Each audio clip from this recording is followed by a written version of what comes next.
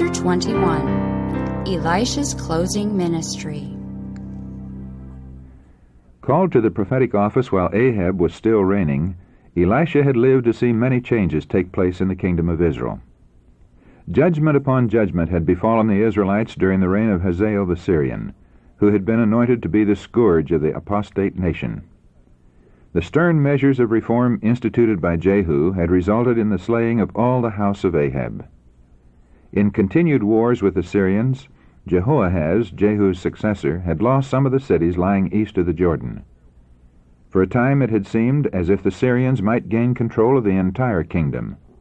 But the reformation begun by Elijah and carried forward by Elisha had led many to inquire after God.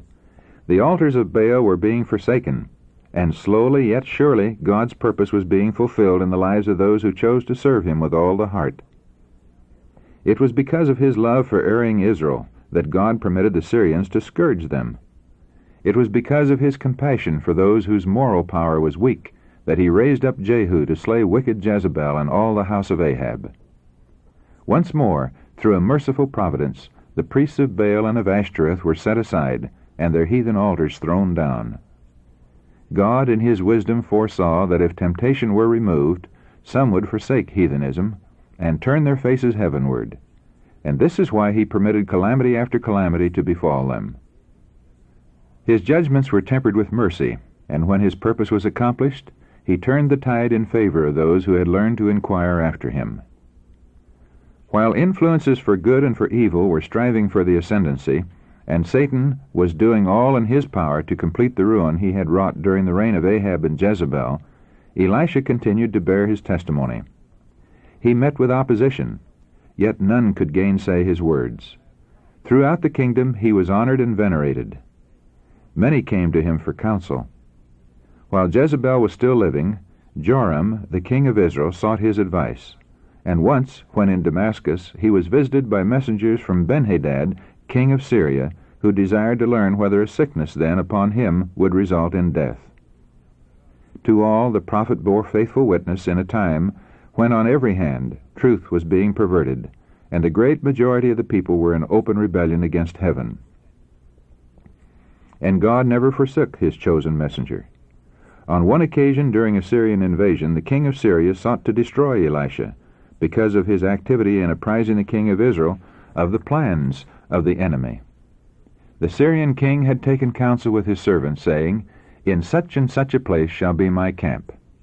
This plan was revealed by the Lord to Elisha, who sent unto the king of Israel, saying, "Beware that thou pass not such a place, for thither the Syrians are come down." And the king of Israel sent to the place which the man of God told him and warned him of, and saved himself there, not once nor twice.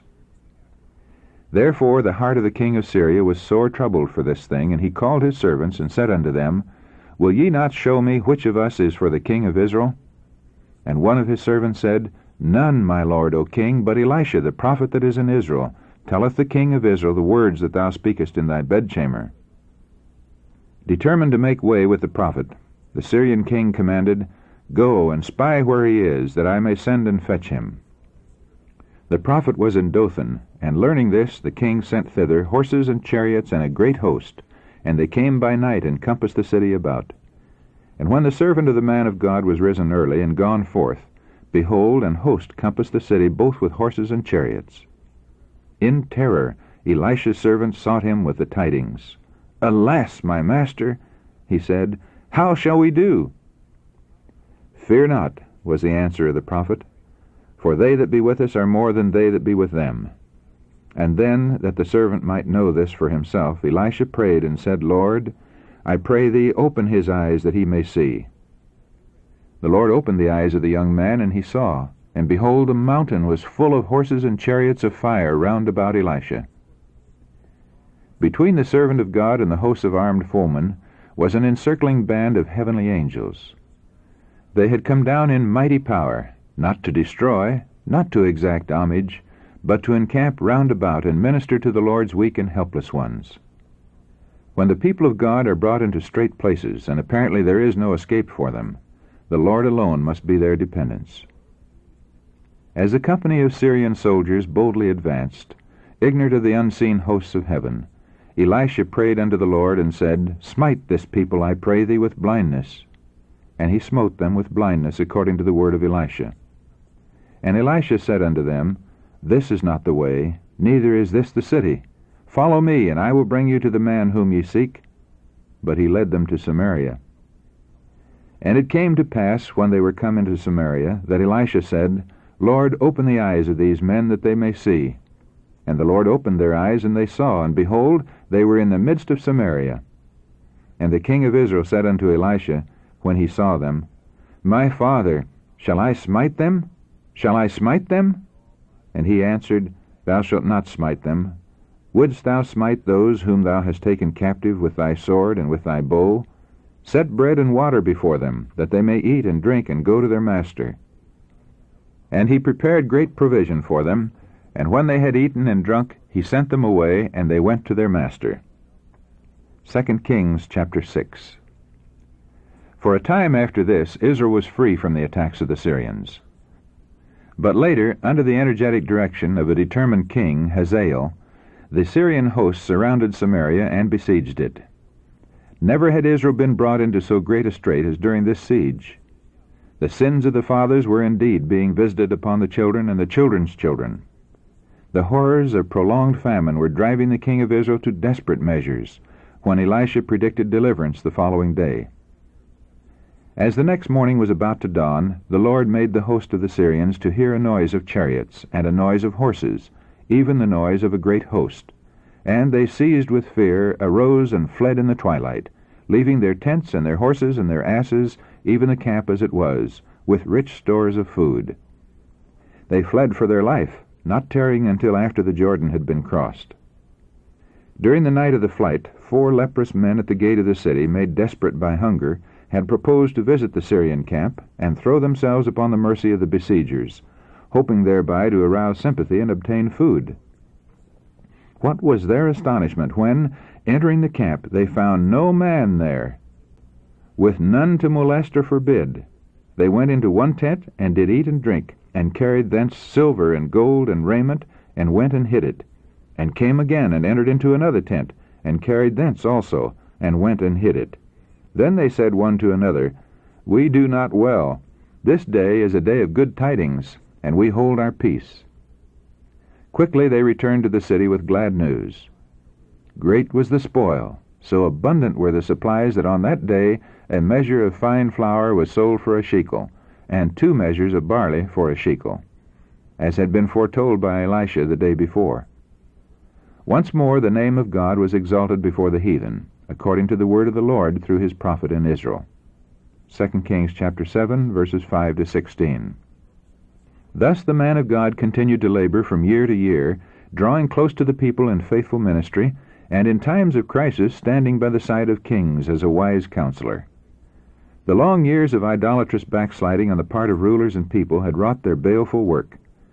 The dark shadow of apostasy was still everywhere apparent, yet here and there were those who had steadfastly refused to bow the knee to Baal. As Elisha continued his work of reform, many were reclaimed from heathenism, and these learned to rejoice in the service of the true God. The prophet was cheered by these miracles of divine grace, and he was inspired with a great longing to reach all who were honest in heart.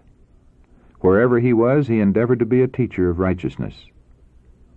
From a human point of view, the outlook for the spiritual regeneration of the nation was as hopeless as is the outlook today before God's servants who are laboring in the dark places of the earth. But the Church of Christ is God's agency for the proclamation of truth. She is empowered by him to do a special work, and if she is loyal to God, obedient to his commandments, there will dwell within her the excellency of divine power. If she will be true to her allegiance, there is no power that can stand against her. The forces of the enemy will be no more able to overwhelm her than is the chaff to resist the whirlwind. There is before the church the dawn of a bright, glorious day, if she will put on the robe of Christ's righteousness, withdrawing from all allegiance to the world. God calls upon his faithful ones, who believe in him, to talk courage to those who are unbelieving and hopeless. Turn to the Lord, ye prisoners of hope. Seek strength from God, the living God. Show an unwavering, humble faith in his power and his willingness to save. When in faith we take hold of his strength, he will change, wonderfully change, the most hopeless, discouraging outlook. He will do this for the glory of his name. So long as Elisha was able to journey from place to place throughout the kingdom of Israel, he continued to take an active interest in the upbuilding of the schools of the prophets. Wherever he was, God was with him, giving him words to speak and power to work miracles. On one occasion the sons of the prophets said unto Elisha, Behold now, the place where we dwell with thee is too strait for us. Let us go, we pray thee, unto Jordan, and take thence every man a beam, and let us make us a place there, where we may dwell. 2 Kings chapter 6, verses 1 and 2.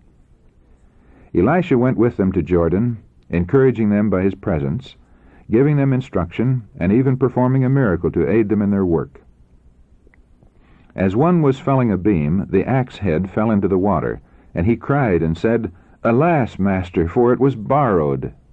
And the man of God said, Where fell it? And he showed him the place. And he cut down a stick and cast it in thither, and the iron did swim. Therefore said he, Take it up to thee. And he put out his hand and took it. 2 Kings chapter 6, verses 5 to 7.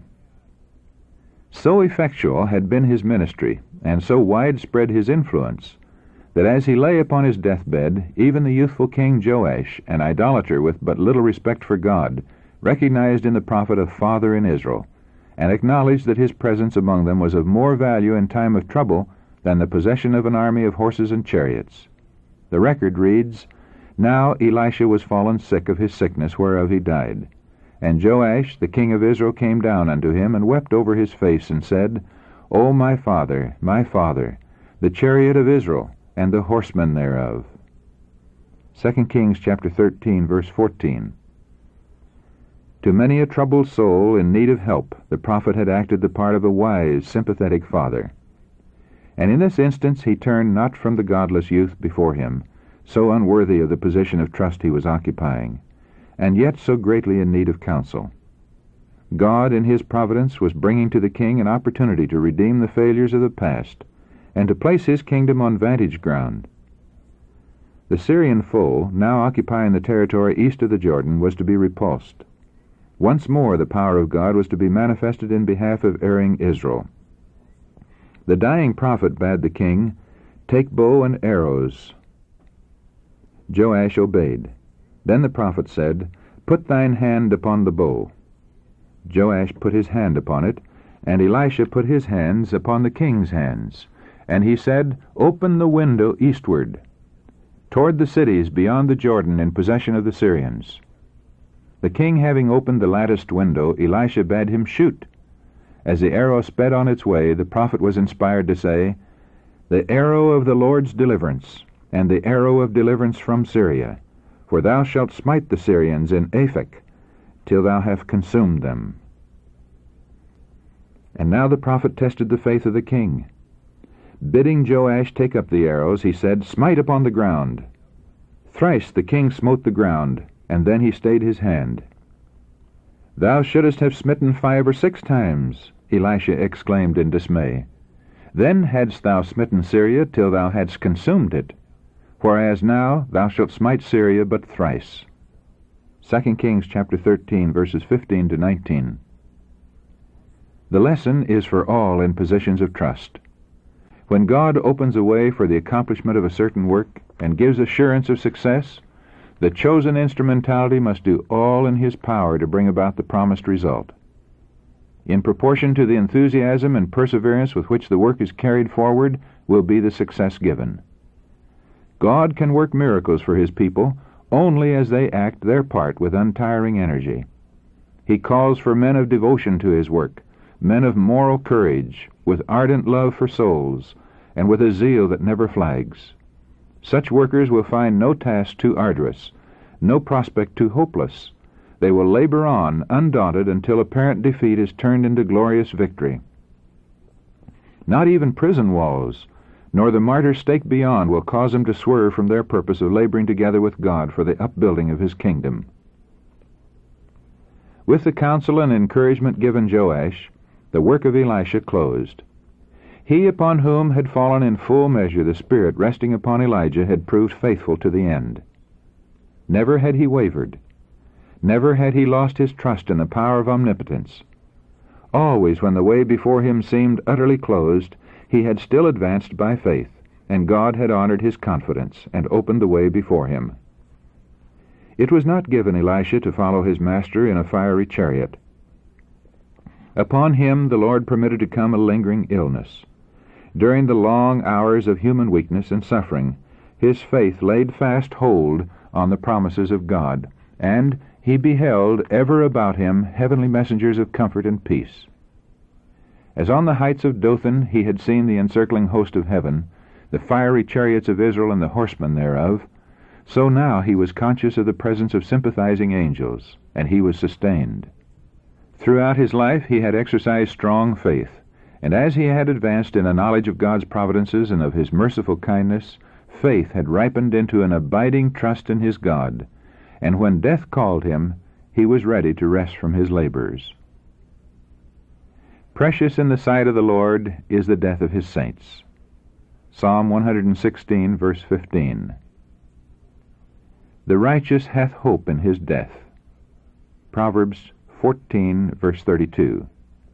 With the psalmist, Elisha could say in all confidence, God will redeem my soul from the power of the grave, for he shall receive me. Psalm 49, verse 15. And with rejoicing he could testify, I know that my Redeemer liveth, and that he shall stand at the latter day upon the earth. Job chapter 19, verse 25. As for me, I will behold thy face in righteousness. I shall be satisfied when I awake with thy likeness. Psalm 17, verse 15.